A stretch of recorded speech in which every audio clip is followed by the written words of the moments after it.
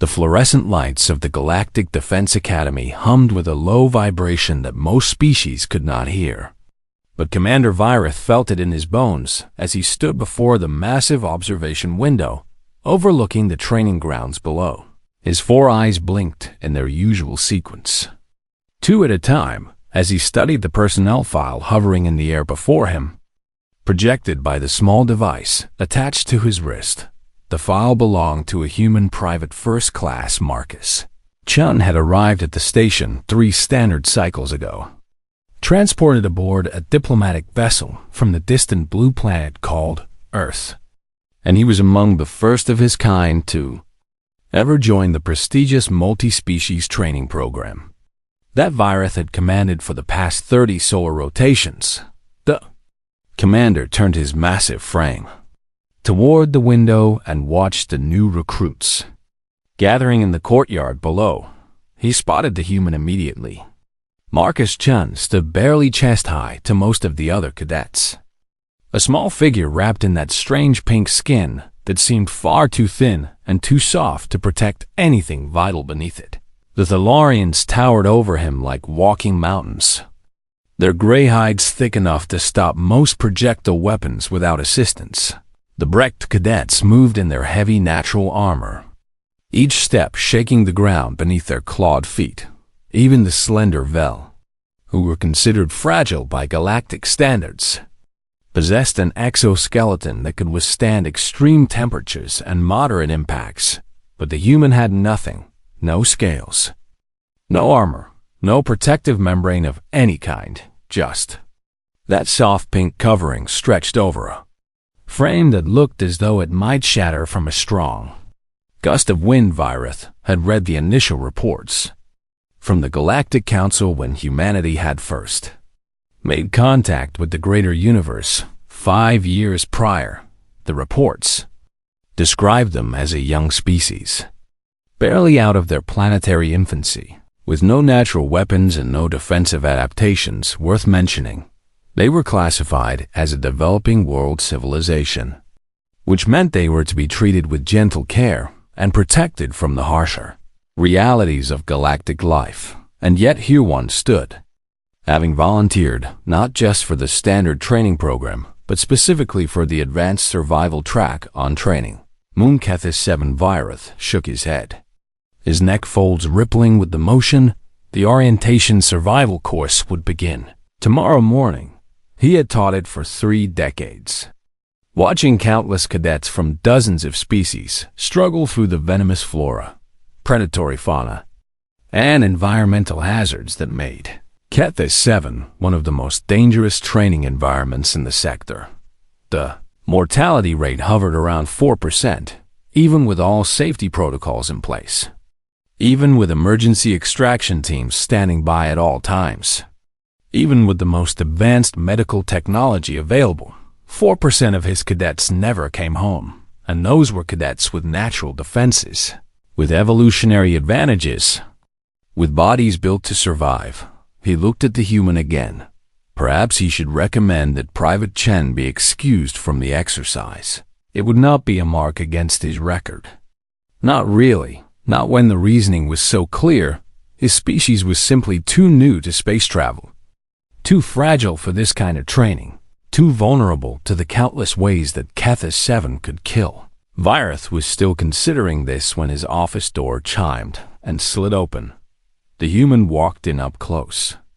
Marcus Chen was even smaller than he had appeared from the window, the top of his head barely reaching the middle of Virith's chest.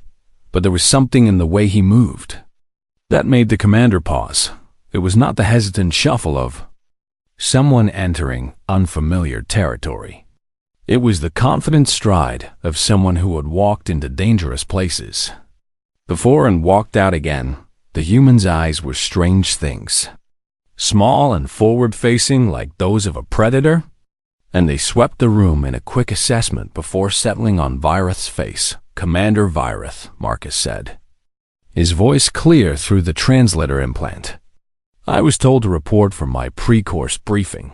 Virith gestured to the chair across from his desk, though he doubted the human could climb. into it without assistance, Marcus surprised him by jumping up with an easy motion and settling into the oversized seat as though it were perfectly normal to have, his legs dangling above the floor. "Private Chun," Virith began, choosing his words carefully, "I have reviewed your file, and I must ask once more if you are certain you wish to proceed with the advanced survival course." "I am certain, sir. Your species has no evolutionary adaptation to the dangers you will face on Kethis 7, Virith continued. "You have no protective covering, no natural resistance to toxins, no defensive mechanisms of any kind that our medical staff can identify." The human tilted his head slightly, and something flickered behind those small predator eyes. "With respect, Commander," Marcus said, "I grew up in a place called the Australian Outback, and I have been dealing with things that want to kill me since I was old enough to walk." Virith did not know what an Australian Outback was. He made a mental note to research it later. "The creatures of Kethis 7 are unlike anything on your homeworld," he pressed. "The Crimson Stalker alone has claimed the lives of 17 cadets in my tenure, each one faster and stronger and better protected than you." Marcus nodded slowly, as if considering this information. Then he smiled, and for just a moment, Virith felt something he had not felt in many years, something that might have been unease. "Commander," the human said, "where I come from, we have a saying, 'She will be right,' which means everything will work out fine, and I truly believe that it will." He stood and saluted in the human fashion, hand pressed flat against his forehead. "I will see you at the dropship tomorrow morning, sir." Then he turned and walked out of the office, moving with that same confident stride, leaving Commander Virith alone with a feeling he could not quite name. The commander looked back at the personnel file still hovering in the air under the section marked Special Skills. Someone had written a single word in the human language. Survivor Virith wondered what exactly that meant on a planet called Earth. The dropship shuddered as it broke through the atmosphere of Kethis 7, and Marcus Chun gripped the restraints across his chest while watching the viewport fill with rust-colored clouds around him sat 22 other cadets strapped into seats designed for bodies much larger than his own. The Thylorians took up 3 seats each, their massive gray forms wedged tight against the hull. The Brecht cadets sat in reinforced sections meant to handle their weight, their armored shells clicking softly with each vibration of the descent. Even the Vel, who were the smallest of the alien species present, still towered over Marcus by at least 2 feet. He had gotten used to being the smallest person in any room over the past few weeks. What he had not gotten used to was the way everyone looked at him. It was not hostility, exactly. It was something closer to the way a person might look at a baby animal that had wandered too far from its mother, concern mixed with a certainty that something bad was about to happen. The ship touched down with a heavy thump, and the rear ramp began to lower, letting in a wave of hot, dry air that tasted like copper and dust. Marcus unbuckled himself and dropped from his oversized seat, landing on the metal floor with a soft thud, while the other cadets took their time extracting themselves from their restraints. Outside, the landscape of Kethis 7 stretched toward the horizon in shades of red and orange, and brown jagged rock formations rose from cracked earth, and strange twisted plants with dark purple leaves grew in clusters wherever shadows fell. The sky was a pale yellow color that made Marcus think of old photographs from his grandmother's house back in Queensland. He stepped off the ramp and felt the ground crunch beneath his boots. Instructor Salath was waiting for them. She was a Corvin, which meant she had 6 limbs and scales that shifted color based on her emotional state. And right now, those scales were a deep blue that Marcus had learned meant serious business. "Form up," she commanded, her voice amplified by a device attached to her throat, and the cadets arranged themselves in rows with Marcus finding a spot near the front where he could actually see what was happening. Oth activated a holographic projector built into her wrist, and a three-dimensional image appeared in the air before the group. It showed a serpentine creature about as long as a human arm, with a body covered in crimson bands and a head that ended in two curved fangs dripping with something that glowed faintly green. "This is the Crimson Stalker," Scythe announced. "It is one of the most dangerous predators on Kethis 7, and it will be your primary concern during this exercise." She zoomed in on the fangs. The venom delivered by these fangs is a neurotoxin of extreme potency, and once it enters your bloodstream, you have approximately 4 seconds before complete neural shutdown occurs. A murmur passed through the gathered cadets. 4 seconds, Scythe repeated. That is not enough time to call for help, not enough time to administer an antidote, not enough time to do anything except die. So you will avoid all red-banded vegetation, where these creatures make their nests. She changed the image to show something that looked like a ball of gray spines, the needleback lurker, which injects a paralytic compound through microscopic spines too small to see with most optical organs. And you will not feel the sting until your respiratory system has already begun to fail.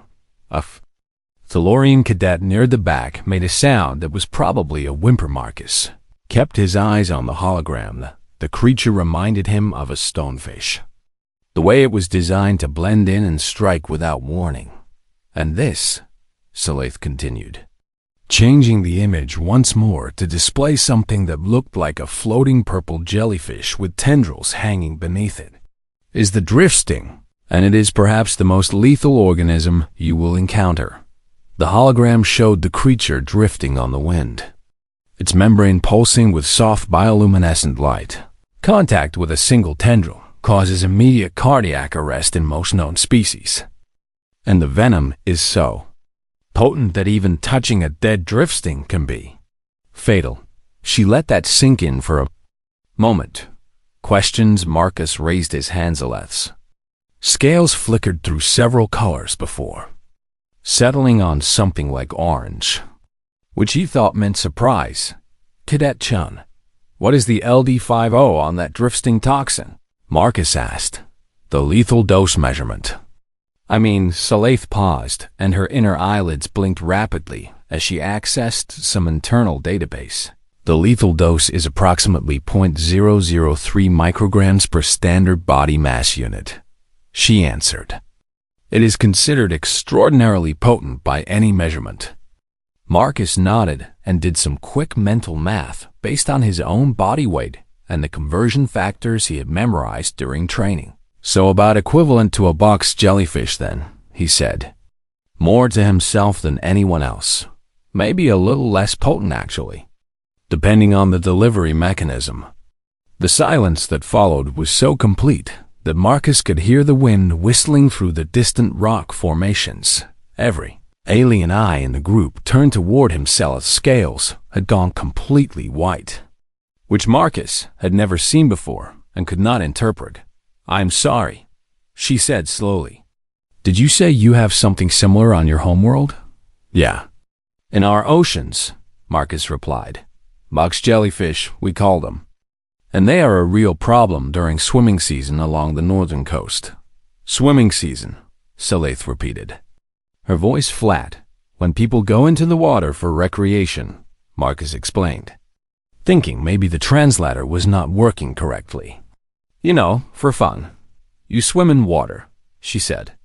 For fun, in water that contains creatures as lethal as the drift sting, Marcus shrugged. Well, you try to avoid them, obviously. But yeah, it happens, and people get stung sometimes. And most of them survive if they get treatment fast enough.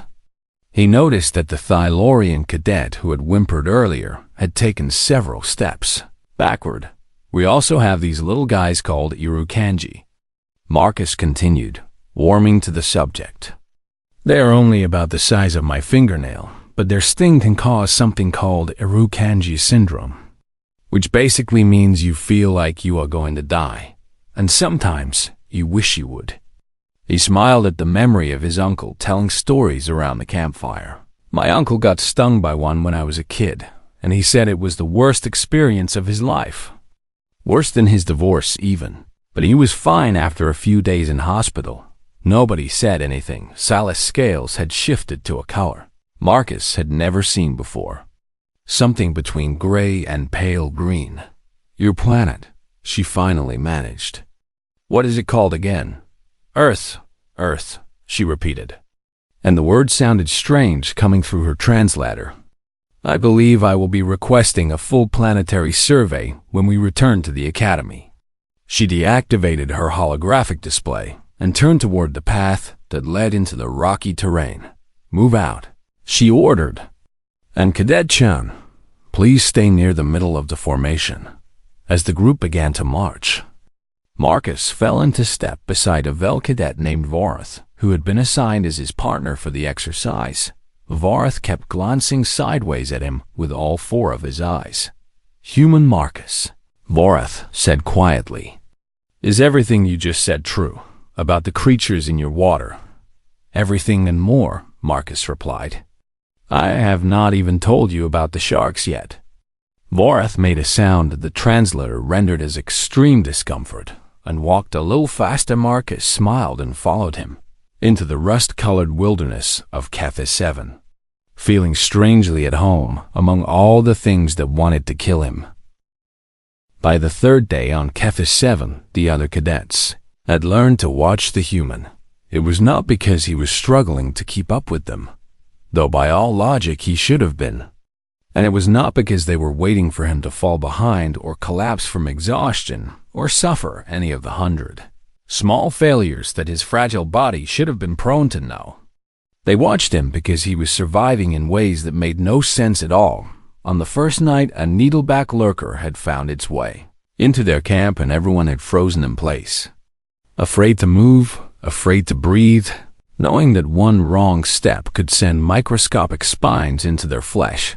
The human had calmly walked over to the creature, studied it for a moment, and then flicked it away with his bare hand when Cadet Bryn had stammered out a question about why he was not dead.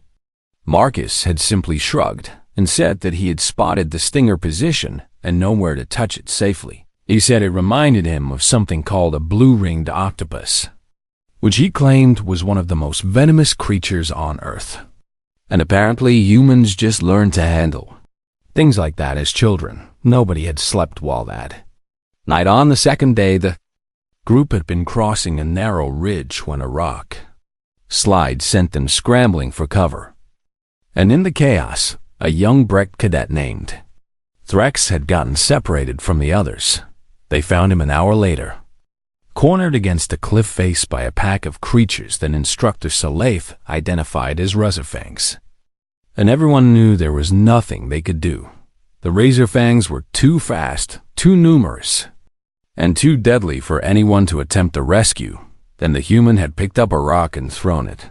It struck the lead Razorfang directly between its eyes, with a crack that echoed off the canyon walls. And before anyone could react, Marcus had thrown 2 more rocks in rapid succession, hitting 2 more of the creatures with the same deadly precision. The pack scattered in confusion and Threx had run to safety, while the human stood there calmly selecting another rock just in case. When asked how he had done that, Marcus had mentioned something about growing up playing cricket and Australian rules football, and how throwing things accurately was just something humans learned to do. The way he said it made it sound ordinary. The way the Razorfangs lay unmoving on the ground made it sound anything but. Now it was night 3, and the group had made camp in a sheltered valley where the wind could not reach them and the temperature was almost bearable. The cadets sat in a rough circle around a thermal unit that provided heat and light, eating their ration packs and trying not to think about the 4 more days they had to survive. Marcus sat between Vorath and Bryn, working on his own rations with the easy movements of someone who was genuinely relaxed. Vorath had been stealing glances at the human all evening, his 4 eyes blinking in a pattern that suggested deep thought. And finally, He gathered the courage to speak. "Human Marcus," he said, his voice quiet but still loud enough for the others to hear. "May I ask you something?" "Sure. Your planet, Earth. What is it like there?" It seemed like an innocent question, but everyone around the fire stopped eating and turned their attention toward the human. Eager to hear his answer, Marcus considered the question for a moment. Poking at his ration pack with the small utensil provided, "It is a nice place overall," he said. "A bit hot in some parts, bit cold in others. But we manage." "What about the dangerous creatures?" Bryn asked. "You have mentioned several already, and I am curious about what else exists there," Marcus laughed. And it was a genuine sound of amusement that seemed oddly out of place in the hostile wilderness surrounding them. "Where do I even start?" he said. "Okay, so we have these little insects called mosquitoes." "Right, and they are tiny, smaller than my fingernail. And they drink blood." "They drink blood," Vorith repeated. "Yeah, and they spread diseases when they do it.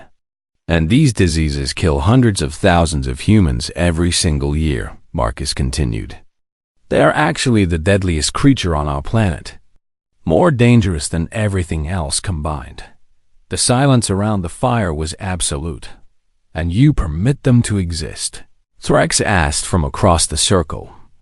His armored face turned toward the human with what might have been horror. "They are kind of hard to get rid of," Marcus admitted. "We have tried for centuries, but they are everywhere, and they breed too fast, and honestly, they are just part of life at this point." He took a bite of his rations and chewed thoughtfully. "Then there are the snakes. And we have hundreds of different venomous species, and the spiders, and the scorpions, and the various things in the ocean I already mentioned." "What about large predators?" Cadet Varath asked. "Oh, plenty of those," Marcus said.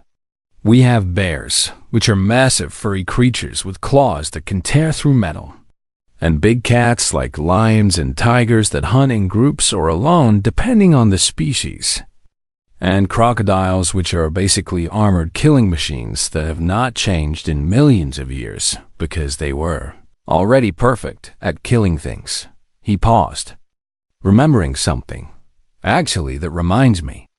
There is this fish called a stonefish, and it lives in shallow water near beaches, and it looks exactly like a rock.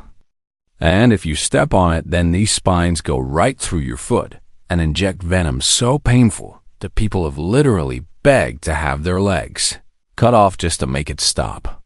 Several cadets made sounds of distress. "My uncle stepped on one when I was about 12 years old," Marcus continued casually. "He was fishing in the shallows near his house, and he just stepped on what he thought was a rock, and suddenly he was screaming louder than I have ever heard anyone scream. And he is a pretty tough guy normally." "Did he survive?" Bryn asked, her voice barely above a whisper. "Oh yeah, he was fine," Marcus said, waving a hand dismissively. "He could not walk properly for about a month, and he still complains about it at family gatherings. But he was fine." Nobody spoke for a long moment. Then Varath leaned forward, his eyes very wide, and said the words that everyone else was thinking. "Your planet is a death world." Marcus looked genuinely confused by this. I guess it can be dangerous," he said slowly. "But we have nice beaches too, and forests, and mountains where you can go skiing, which is where you strap pieces of wood to your feet and slide down slopes covered in frozen water for fun." "For fun," Thrax repeated flatly. "Yeah. Humans do a lot of things for fun that involve some risk of death," Marcus admitted. "We climb mountains, we jump out of airplanes with just a piece of fabric to slow us down. We go deep underwater where the pressure could crush us. We drive vehicles at high speeds on narrow roads. We keep wolves as pets." "You keep predators as pets," Vorith said. "Well, they are domesticated predators," Marcus explained. "We call them dogs, and they are actually very friendly, usually, though some of them can be quite dangerous if they are not trained properly." He looked around at the faces staring at him in the firelight and seemed to realize that perhaps he had said too much. "Look, it really is not that bad," he said. "Humans have been living on Earth for a couple 100,000 years, and we figured out how to survive. And now we have medicine and technology, and we do not die from those things nearly as often as we used to." "But you still die from them," Saleith said from the edge of the circle, where she had been listening silently this entire time. "Well, sometimes," Marcus admitted, "but that is just life." "Right." The instructor's scales had gone that pale gray-green color again. "I am going to need a much longer conversation with your species' diplomatic representatives when we return to the academy," she said. And then she walked away into the darkness to check the perimeter around the fire. 22 cadets sat in stunned silence, looking at the small pink creature in their midst with entirely new eyes. Vareth leaned closer to Bryn. "I have decided," he whispered, "that I am never going to visit Earth." Bryn's mandibles clicked in agreement so fervent that it sounded like applause. Marcus just smiled and went back to eating his rations, completely unaware of how terrifying he had become. The emergency beacon activated on day 5 with a harsh screaming sound that cut through the morning air like a blade. Marcus was already awake when it happened, sitting on a rock at the edge of camp and watching the yellow sun rise over the jagged horizon of Kethis 7. He had always been an early riser, a habit formed during his childhood in the outback, where the best time to do anything was before the heat of the day set in. He turned toward the sound and saw Instructor Saleith already moving, her 6 limbs carrying her across the uneven ground with surprising speed.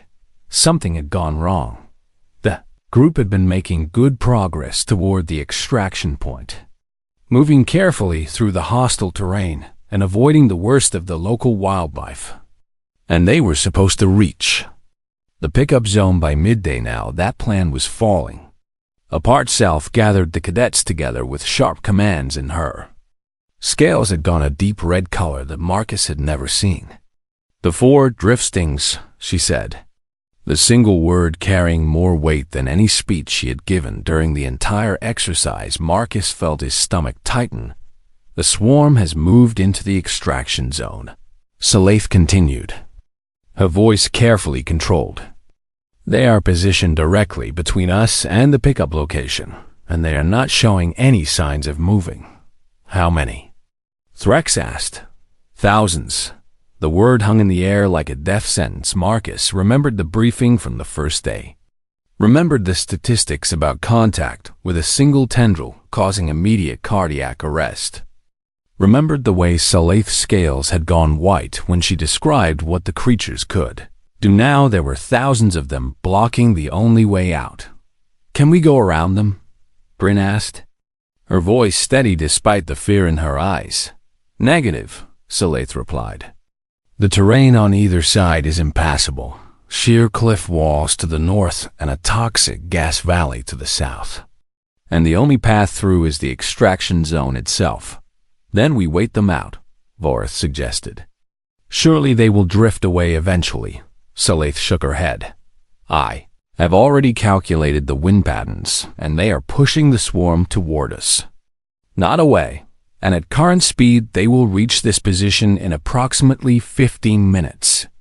The silence that followed was broken only by the soft whistle of the wind through the rocks. 23 cadets stood in that sheltered valley and realized that they were about to die. Instructor Saleith activated her communication device and began speaking rapidly to someone at the academy, requesting emergency evacuation, demanding immediate assistance.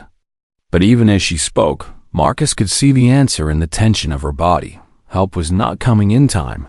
"The nearest shuttle is 40 minutes out," Saleith announced, confirming what everyone already knew. "We have been advised to find shelter and hope that the swarm passes over us without making contact." Hope? That was what they were reduced to. Hope that thousands of floating death machines would simply choose to ignore them.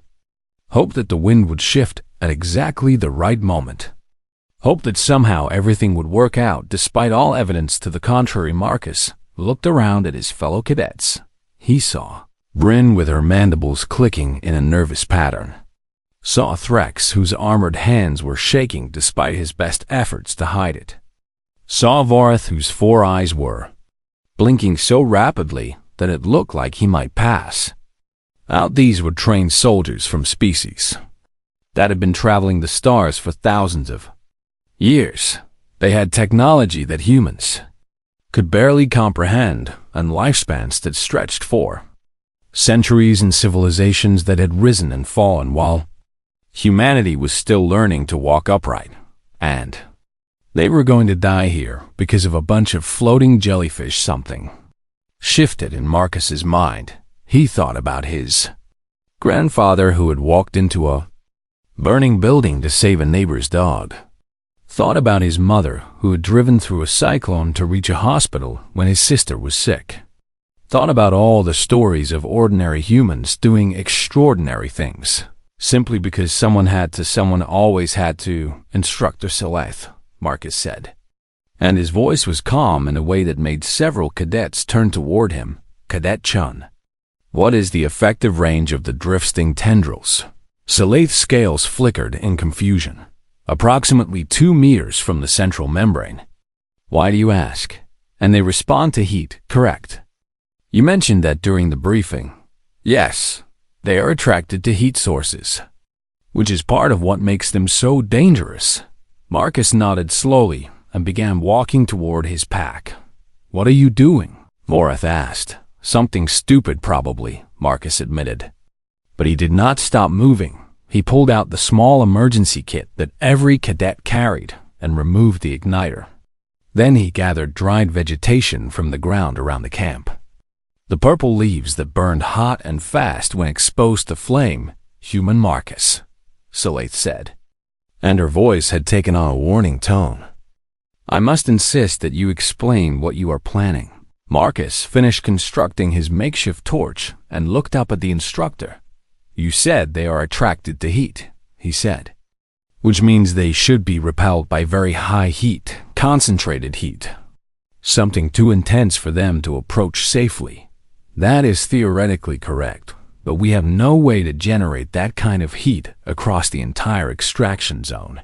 We do not need to heat the entire zone, Marcus said, pulling off his outer jacket and leaving only the thin undershirt beneath. We just need to heat a path through it. The realization of what he was suggesting hit the group like a physical blow. No, Thrin said immediately. That is suicide. You cannot walk through a drifting swarm. No one can, someone has to, Marcus replied. And he said it so simply that it almost sounded reasonable. And I am the only one here whose species has spent 1,000,000 years learning to survive things like this. You will die, Seleth said. Maybe, Marcus admitted. But maybe not. And even if I do, then at least you will know whether the theory works, and evacuation shuttle can try something similar to rescue the rest of you. He did not wait for permission. He did not wait for argument. He simply walked toward the ridge that overlooked the extraction zone. His torch unlit in one hand and his heart beating steady in his chest. Behind him, he heard voices calling his name. Heard Seleth ordering him to stop. Heard Voreth making sounds that the translator could not render into words. He ignored all of it. At the top of the ridge he looked down and saw them. Thousands of drift stings filled the air over the extraction zone, their purple membranes pulsing with soft bioluminescent light, their tendrils hanging beneath them like the tentacles of a vast floating monster. They were beautiful in a terrible way. Marcus lit his torch. The flame caught immediately, burning hot and bright, and he saw the nearest drift stings contract slightly. Pulling away from the light, it was working. He took a deep breath. Thought about beaches and barbecues, and his mother's face when he told her he was joining the Galactic Defense Program. And then he walked down into the swarm. The heat preceded him like a wave, pushing the creatures aside, creating a corridor of empty air just wide enough for a single person to pass through. Tendrils brushed against his arms. Tendrils brushed against his shoulders. Tendrils brushed against his face. Each touch was fire, burning cold, sending signals of pain screaming through his nervous system. And Marcus kept walking. He swept the torch in steady arcs, maintaining the corridor, watching the creatures part around him like water around a stone. Behind him, he heard someone scream his name, and he knew the others were watching, and he knew he could not stop. "Move!" he shouted back toward the ridge, his voice rough with pain. "Follow my path exactly. Stay in my footsteps. Move now." He heard them coming. 22 cadets ran down the slope and into the corridor he had created, following the human through a gauntlet of death, their feet landing precisely where his had been. The torch was burning lower now. His arms were covered in welts that pulsed with their own sickly light. His lungs felt like they were filling with concrete, and every breath was a battle. But he kept moving, he kept sweeping the torch, he kept the corridor open. When they reached the clear zone on the far side of the swarm, Marcus stopped and turned to watch the last of the cadets run past him. 22 had counted. They were all there. His legs gave out beneath him, and he sat down heavily on the rust-colored ground. "Anaphylaxis," he muttered, his fingers fumbling in the small pouch at his belt. Having a bit of a reaction here, he pulled out a small cylinder marked with Earth symbols and jabbed it into his thigh. "EpiPen," he explained to no one in particular. "Always carry a spare when you grow up around venomous things." Vareth was beside him suddenly, all four eyes wide with something that might have been awe or terror or both. "You are alive," Vareth said. "Seems that way," Marcus agreed. "You walked through the drift stings, and you are alive." "The stings are worse than a bee," Marcus admitted, looking at the welts covering his exposed skin. "I will give the creatures credit for that. They pack a decent punch."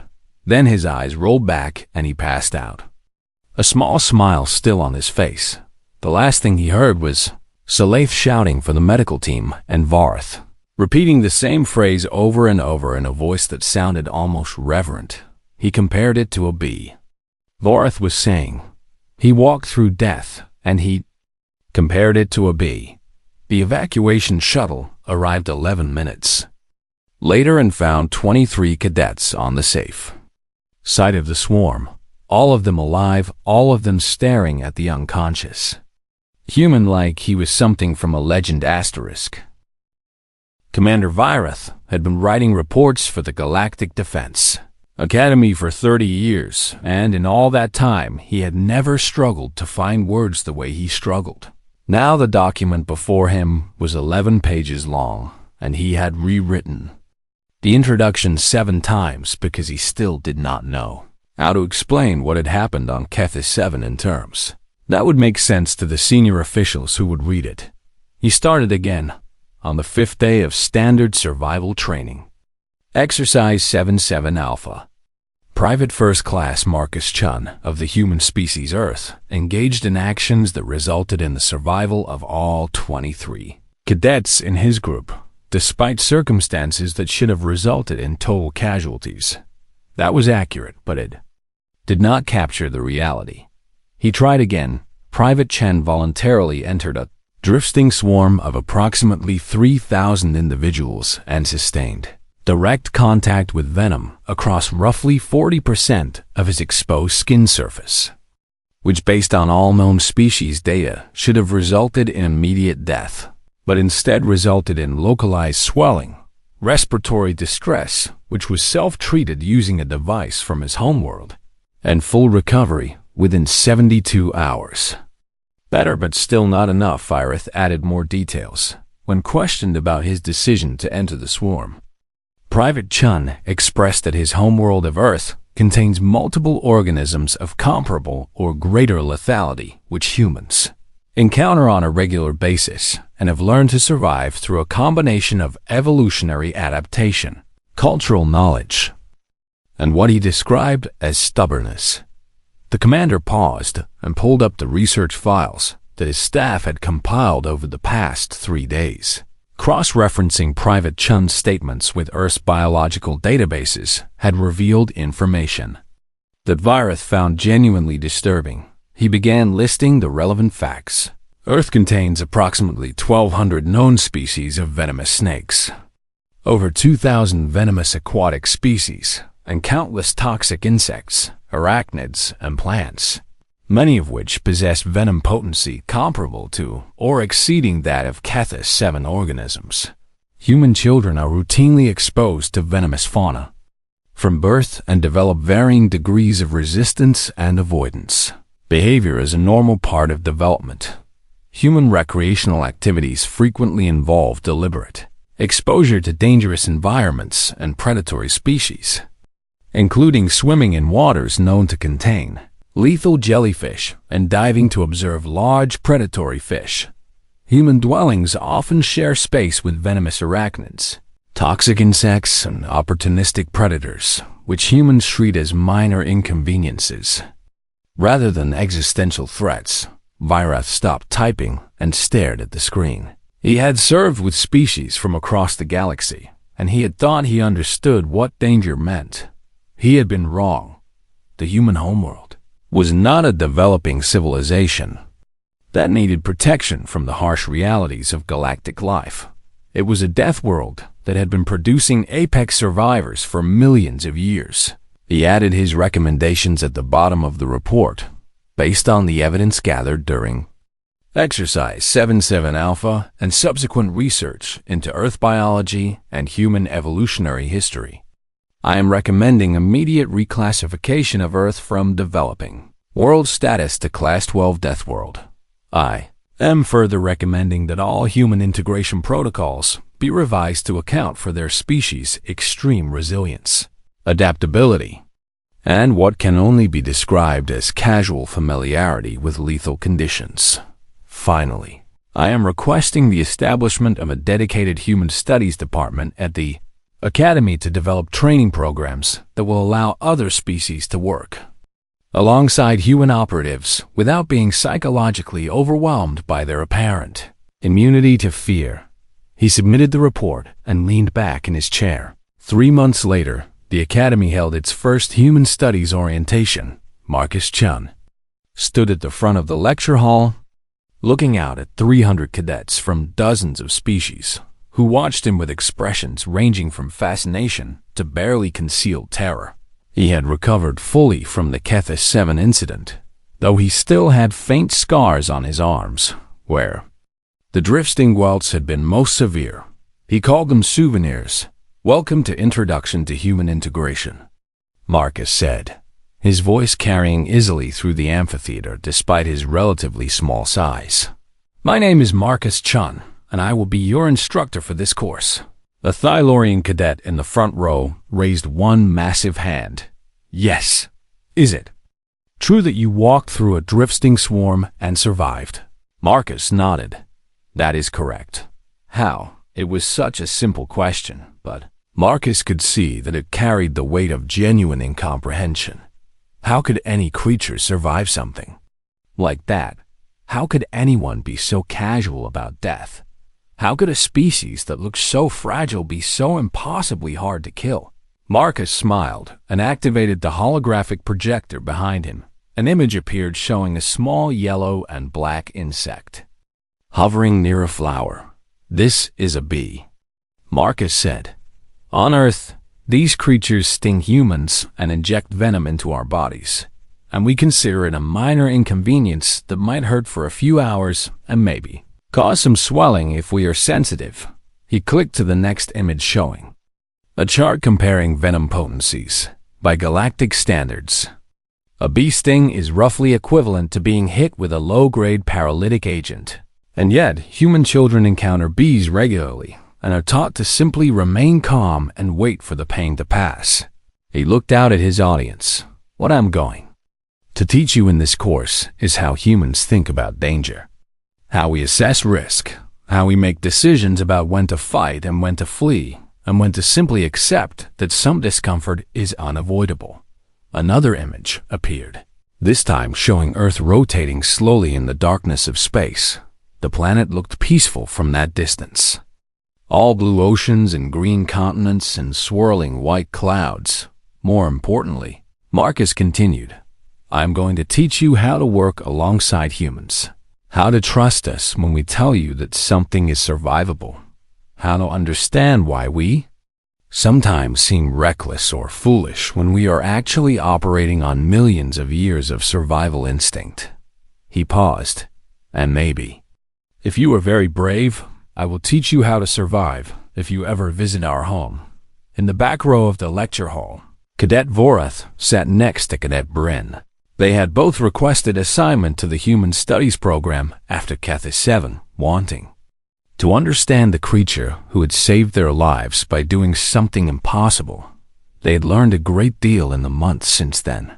They had learned that humans engaged in something called boxing, where they hit each other in the face for sport. They had learned that humans consumed capsaicin, a chemical that caused burning pain, because they enjoyed the sensation. They had learned that humans regularly climbed mountains where the air was too thin to breathe, descended into caves where a single wrong turn meant death, and traveled at speeds that would turn most species into paste if anything went wrong. They had learned that Earth was not a planet that had produced survivors despite its dangers. It was a planet that had produced survivors because of them. Vorath leaned toward Bryn as Marcus continued his lecture. I have been thinking about our conversation that night around the fire. He whispered. Bryn clicked her mandibles softly. The one where you said you would never visit Earth. Yes. Have you changed your mind? Vorath watched the human at the front of the room. This small pink creature who had walked through death and compared it to an insect bite, who smiled when he talked about the monsters of his homeworld, who treated survival as simply what one did when presented with lethal challenges. No, Vorath said firmly. I have absolutely not changed my mind. Bryn clicked again in fervent agreement at the front of the room. Marcus Chun continued his lecture, occasionally scratching at a faded welt on his forearm where the last traces of Cathis 7 still lingered. The scar tissue itched sometimes, but that was fine. He had grown up in the Australian outback after all. He was used to things that itched and stung and tried to kill him. That was just life. And now, standing before hundreds of aliens who looked at him like he was something from a nightmare, Marcus realized that maybe humans had been prepared for the galaxy all along. They have spent millions of years on a death world, learning to survive, learning to adapt, learning to keep going when everything around them wanted them dead. The universe was vast and dangerous, and full of things that could kill in seconds. But so was Earth, and humans had been winning that fight since before they could walk. Upright Marcus smiled at his students and clicked to the next slide, which showed a picture of a saltwater crocodile with its jaws wide open. Now, he said cheerfully, let me tell you about the time my cousin went swimming in the wrong river. In the audience, several cadets quietly began researching the fastest routes back to their home planets, just in case.